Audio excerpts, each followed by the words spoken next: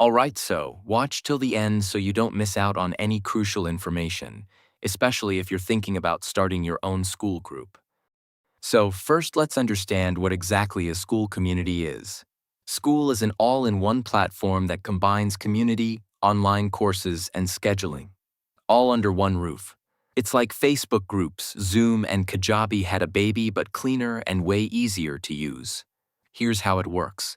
You create a group. That's your school community.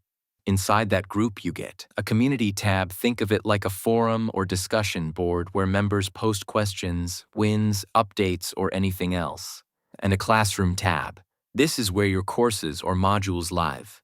You can organize lessons, lock content, and track progress. Then you've a calendar tab perfect for scheduling live calls, Q&As, coaching sessions, or events. Members can RSVP and get reminders. Also a leaderboard where members earn points for engaging. It gamifies the experience and keeps the group active. You can make your group free, approval-based, or paid. And if it's paid, school handles the payments through Stripe. Super simple.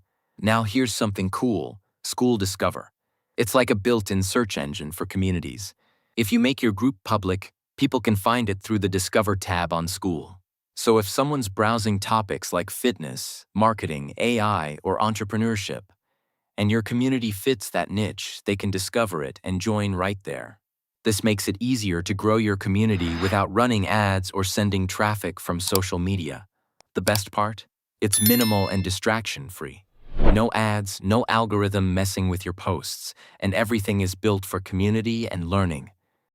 So whether you're a coach, course creator, or just someone building a tribe, School helps you run your entire community plus course business from one clean dashboard. And that's it. So this is how School works. If this video helped you out, make sure to hit the like button and consider subscribing.